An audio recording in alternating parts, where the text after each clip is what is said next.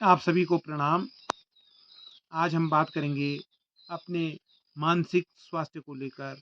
मानसिक स्वास्थ्य का मतलब है कि अगर आप डिप्रेस्ड हैं, अगर आप अनिद्रा के शिकार हैं, अगर आप स्ट्रेस या तनाव फील कर रहे हैं, या आपकी मेमोरी लॉस हो रही है, आपकी याददाश्त कमज़ोर हो रही है, अगर आप उस याददाश्त को स्ट्रॉन्ग करना चाहते हैं, मजबूत करना चाहते हैं, या आपको थायराइड से संबंधित दिक्कत है, या आपको सर्वाइकल से संबंधित कोई दिक्कत है, तो आप भ्रामरी प्राणायाम का अभ्यास अवश्य करें। भ्रामरी प्राणायाम नाम से ही स्पष्ट है कि भौरे की गुंजन जिस प्राणायाम में हो, वह प्राणायाम भ्रामरी प्राणायाम कहलाता है। भौरे की गुंजन से मतलब होता है कि भौरा जिस तरह से गुनगुनाता है,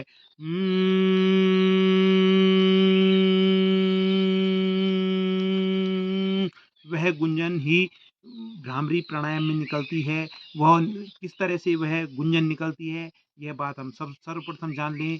वह गुंजन निकलती है आपके नाभि से होकर, आपके कंठ से होकर, और दोनों जो आपके लिप्स हैं, जो आपकी दोनों ओंठ हैं, उनको बंद करके, मुंह बंद करके वो प्रतिध्वनि निकलती है।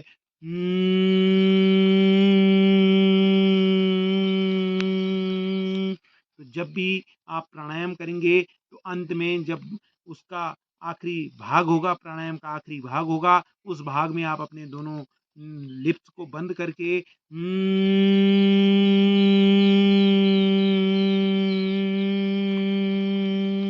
की प्रतिध्वनि निकालेंगे। यही भ्रामरी प्राणायाम होता है। भ्रामरी प्राणायाम हमेशा प्राणायाम, चाहे भ्रामरी हो, चाहे शीतली प्राणायाम हो, चाहे शीतकारी प्राणायाम हो, चाहे भस्त्रिका प्राणायाम हो, वो हमेशा एक रेशियो के अनुपात में होते हैं, एक रेशियो से होते हैं। रेशियो उन उन प्राणायामों का हम पहले भी आपको बता चुके हैं वीडियो के माध्यम से कि 1, 4 और 2 जो स्टैंडर्ड रेशियो है, उस रेशियो के हिसाब से प्राणायाम होते हैं। अर्थात अगर आप 1 सेकंड श्वास लेंगे, तो 4 सेकंड उन सांसों को होल्ड करेंगे और 2 सेकंड उन सांसों को एक्सेल करेंगे। अब बात करते हैं कि किन लोगों को यह प्राणायाम करना है। लगभग सभी उम्र के लोगों को यह प्राणायाम करना होता है।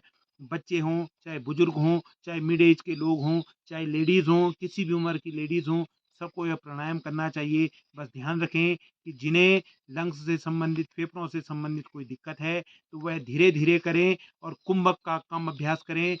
गर्भवती महिलाएं भी धीरे धीरे करें, और गर्भवती महिलाओं के लिए मुख्यतः वे किसी योग्य योग शिक्षक की ही देखरेख में भ्रामरी प्राणायाम का अभ्यास करें। अब आप भ्रामरी प्राणायाम कैसे करेंगे? सर्वप्रथम आपकी जो 3 फिंगर्स हैं, वह आप अपनी आंखों पर टच करेंगे, और फर्स्ट फिंगर को आप अपने माथे पर टच करेंगे, और थंब से आप अपने ईयर को बंद करेंगे। फिर आप श्वास लेंगे, और श्वास लेने के पश्चात आप उसको होल्ड करेंगे। जितना आप श्वास लें, उसका कम से कम आप 2, 3 या 4 गुना तक आप होल्ड करें। उसके पश्चात आप एक्सेल करें, और एक्सेल भी आप जितना लेंगे, उसका डबल ही आपको एक्सेल करना होता है। ध्यान रखिएगा कि जब भी आप प्राणायाम करें, विदाउट कुंभक के कोई भी प्राणायाम न करें, क्योंकि प्राणायाम का मतलब ही होता है, प्राणों का आयाम ही प्राणायाम है। अर्थात श्वास को आपने रोकना ही रोकना है, होल्ड करना ही करना है। अन्यथा अगर आप सांस को होल्ड नहीं कर रहे हैं, तो वो प्राणायाम नहीं कहलाएगा, वह केवल एक श्वास और प्रश्वास की क्रिया कहलाएगी। तो ध्यान रखिएगा। अब मैं आपको 2 राउंड भ्रामरी प्राणायाम के करके दिखाऊंगा। इस जब मैं भ्रामरी प्राणायाम करूंगा, इस अवस्था में मैं आपसे कोई वार्तालाप नहीं करूंगा। आप केवल महसूस करेंगे कि मैं क्या कर रहा हूं, और आपने उसी तरह से उस प्राणायाम को दोहराना है। तो सर्वप्रथम आपने आसानी से किसी भी आसन में बैठ जाना है। उसके पश्चात आपने अपनी तीनों फिंगर्स को अपनी आंखों के ऊपर रखना है। फर्स्ट फिंगर से अपने फोरहेड को कवर करें, और थंब से अपने ईयर को कवर करें, और शांत भाव से श्वास लीजिएगा।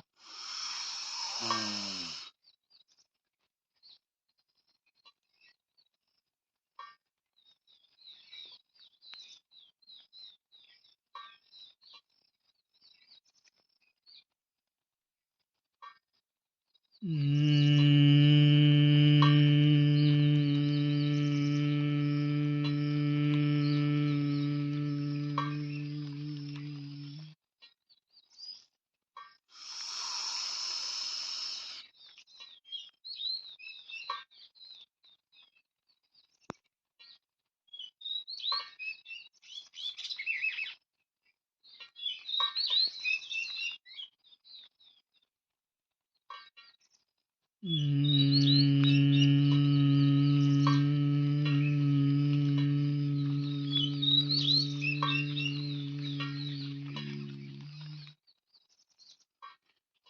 ध्यान रखिएगा कि जब भी आप माँ की प्रतिध्वनि निकालेंगे तो आपके नाभि से होकर, आपके कंठ से होकर और फिर बाहर आएगी, तो यही भ्रामरी प्राणायाम है।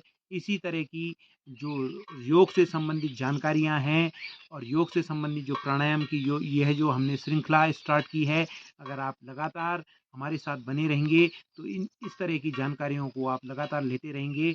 चैनल को शेयर करें, सब्सक्राइब करें और फॉलो करें, और आप अवश्य ही कमेंट करें कि आप कौन सा प्राणायाम करते हैं और क्यों करते हैं, इसके बारे में अवश्य बताइएगा। इसी तरह की रोचक जानकारियाँ लगातार इस चैनल के माध्यम से आपको मिलती रहेंगी। धन्यवाद और प्रणाम।